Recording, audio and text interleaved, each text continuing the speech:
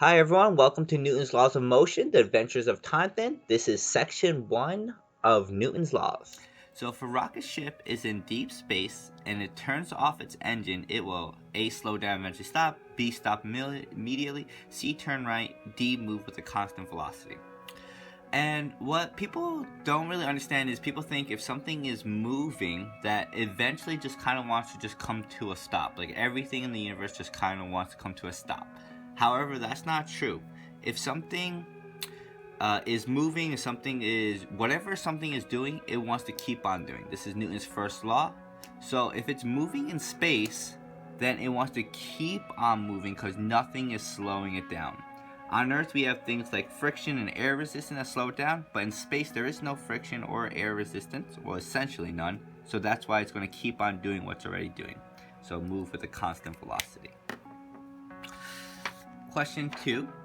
Explain using Newton's first law why seatbelts should be used. So, when a car is moving really, really fast and then suddenly it hits something, what happens is, even though the car is moving and then it suddenly stops, everything in the car wants to keep on moving just as fast as it's going before the car stops. So Newton's first law is an object in motion wants to stay in motion, an object at rest wants to stay at rest. So if everything's at motion, it wants to keep moving.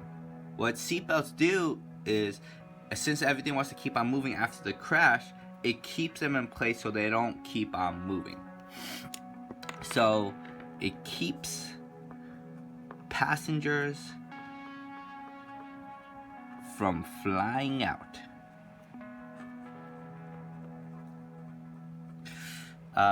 Next question, explain using Newton's first law how you can get away from a moose if it is charging at you. So another thing that Newton's first law is also known as law of inertia. And what this says is the bigger something is, the harder it is to change its inertia, or the harder it is to have it move in different directions or move from one place to another. For example, it's very easy to push this pen because it doesn't have much inertia or mass. However, if I had a boulder here, it's going to be a lot harder for it to move because it has so much mass. So if a moose is chasing you, how you want to get away from it is you want to move in zigzag patterns. Because as a human, you don't have that much mass, so you're able to change directions quite quickly. However, a moose has a lot of mass, so when you change direction, it's going to be a lot harder for it to zigzag away.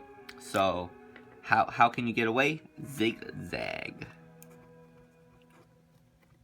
Okay. Next question. If you push a heavy object and then push a light object with the same force, the light object will blank. So Newton's law is when you exert a force on something and it has a net force, it's going to accelerate. So the lighter the object is, the more it'll accelerate. So the light object will accelerate more. If you push an object with a large amount of force and push the same object with less amount of force, the object that experiences less force will. So let me just put the formula.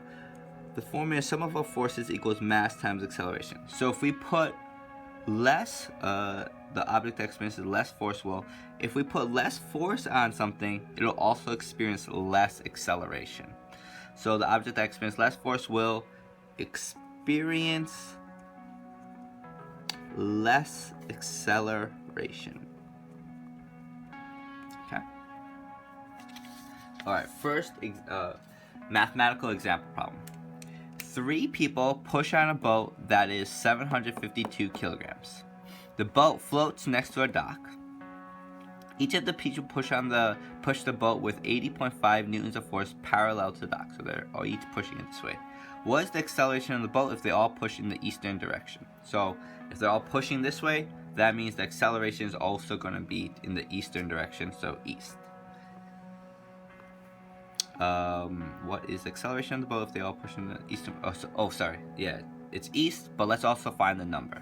So the formula we're using is sum of all forces equals mass times acceleration. So there's 3 people pushing, each with a force of 80.5.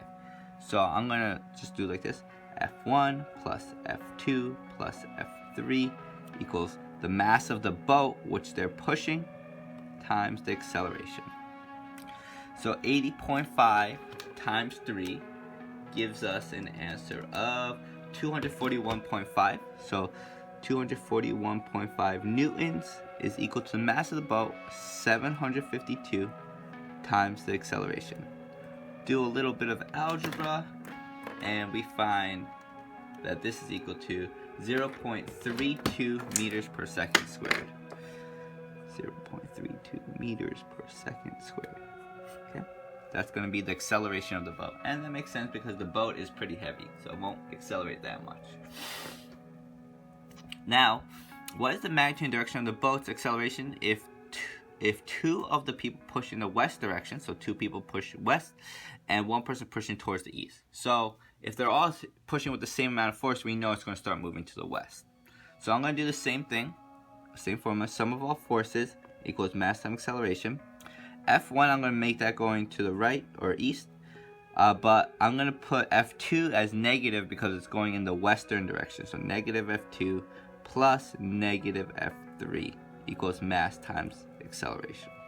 So F1 is 80.5 plus negative 80.5 plus negative 80.5. So these are all the forces. The sum of all the forces is equal to the mass of the boat, 752, times the acceleration.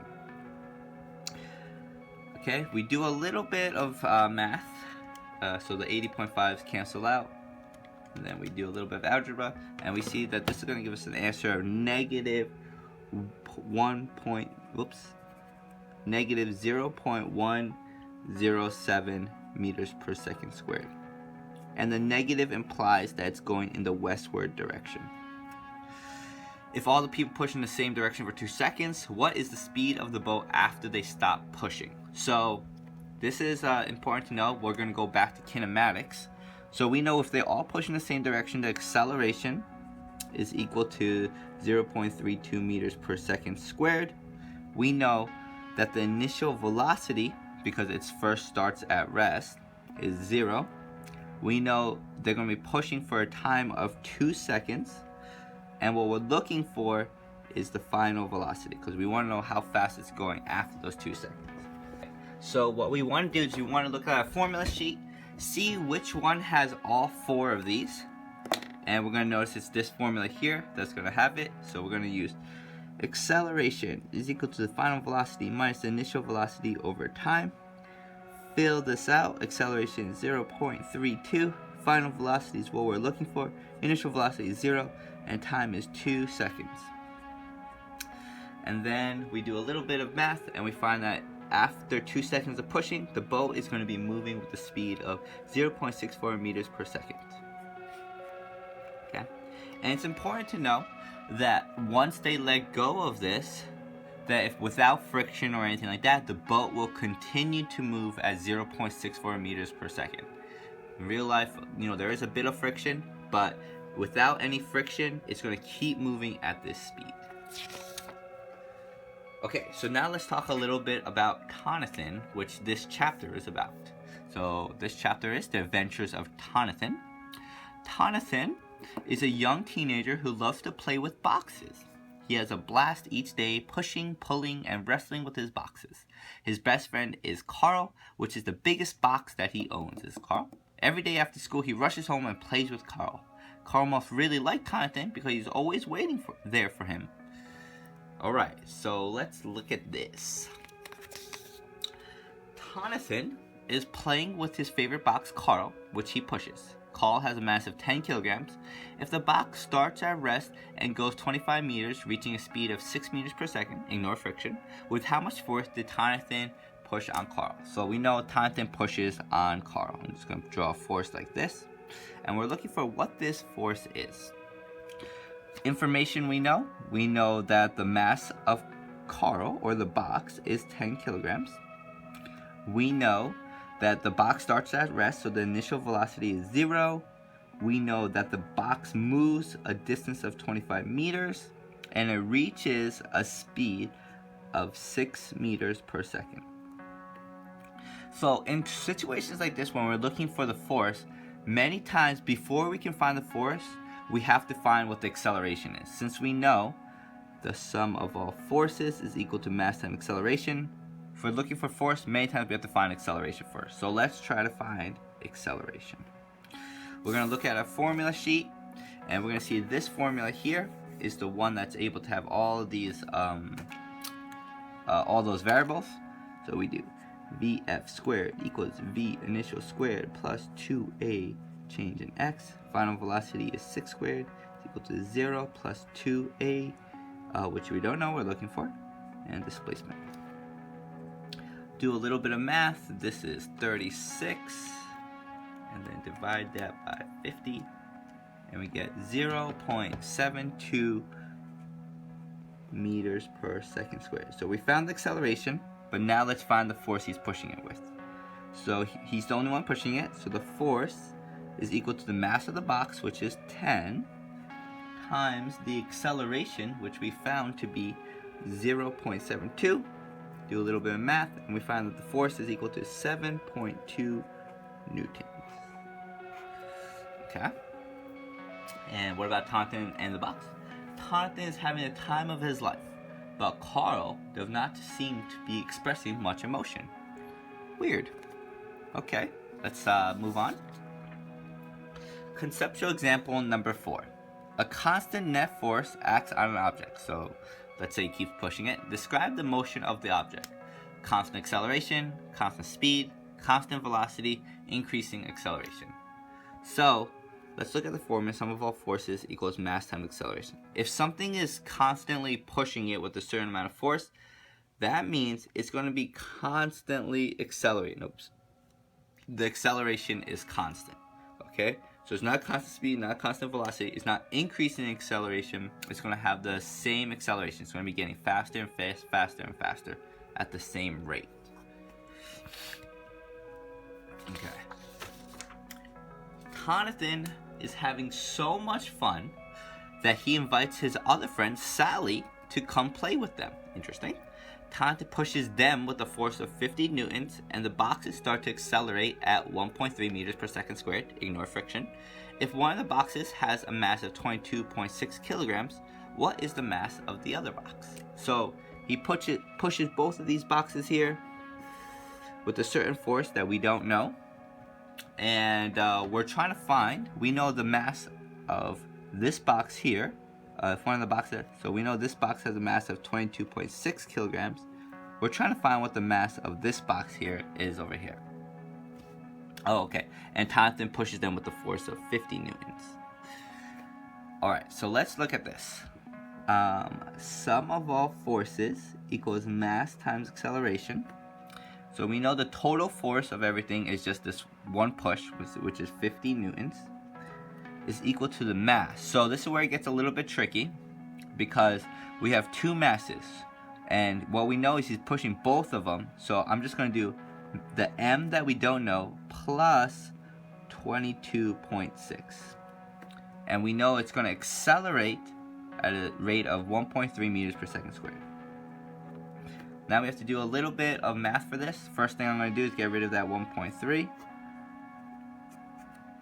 And 50 divided by 1.3 is equal to 38.46, and this is going to be equal to m plus 22.6. And now we just do a little bit of simple math, and we get the mass is equal to 15.86 kilograms. Okay. All right, and so Sally seems to be having the same expression as Carl when it comes to the game. Interesting. Okay, let's look at the next problem. Billy over here, notices how much fun Tonathan is having and decides to join him. They both simultaneously start pushing a 5 kilogram box and push on it in opposite directions. So Billy's pushing it this way, Tonathan's pushing it this way.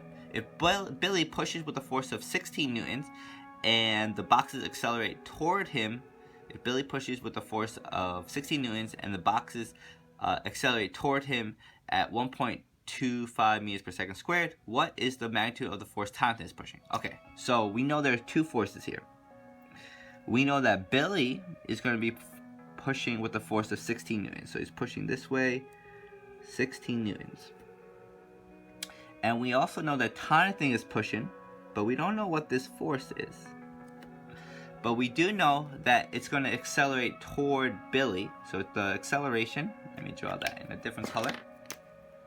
The acceleration is going this way. What is the magnitude of the force times this pushing? So we're looking for what this force is. So we're going to be looking at the formula sum of all forces is equal to mass times acceleration. We know force, I'm just going to force of Ton, that's what we're looking for.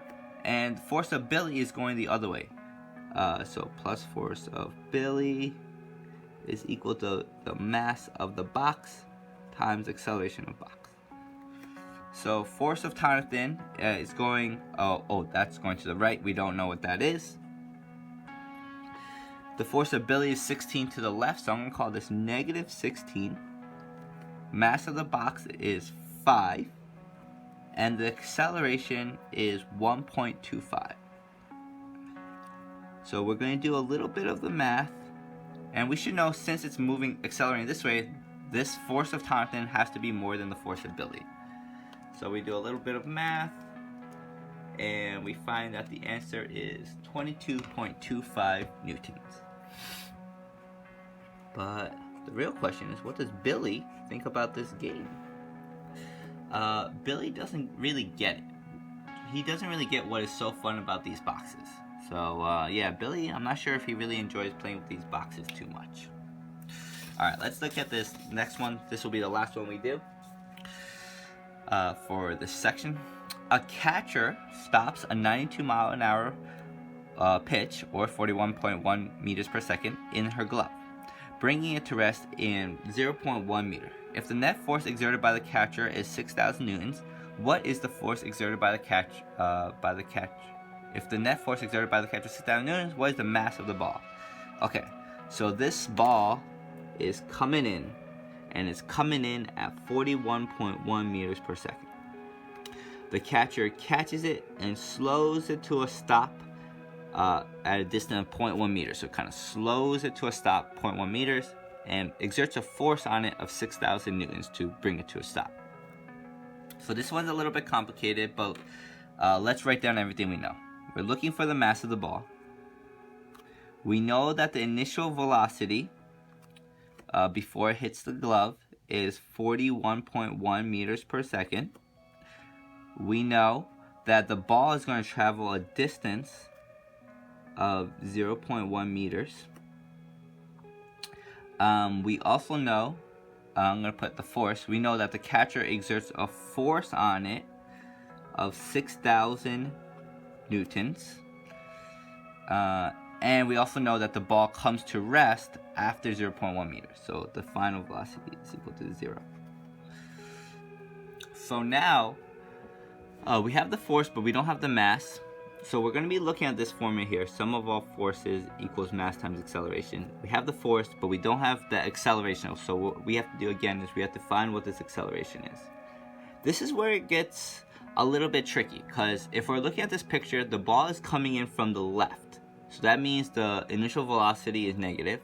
And the ball, once it's being caught, is moving still to the left. So this is also going to be a negative. Okay? We're going to look at the formula sheet. And again, we're going to be using this formula to figure out what the acceleration is. And maybe I'll use a different color. Vf squared is equal to initial velocity squared plus 2a change in x. 0 is equal to negative 41.1 squared plus 2a change in x, negative 0.1. Okay, so we do a little bit of algebra, bring this over to the other side and divide.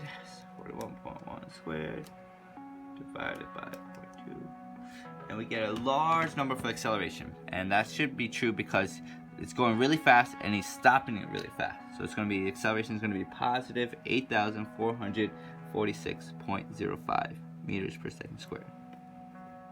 Now that we have the acceleration, we can find the mass of the ball. So we know that this person catching it has a force of 6,000 newtons to slow it down. The mass is what we're looking for, and acceleration is 8,446.05. Do a little bit of math again. And we get 0.71 kilograms. Okay.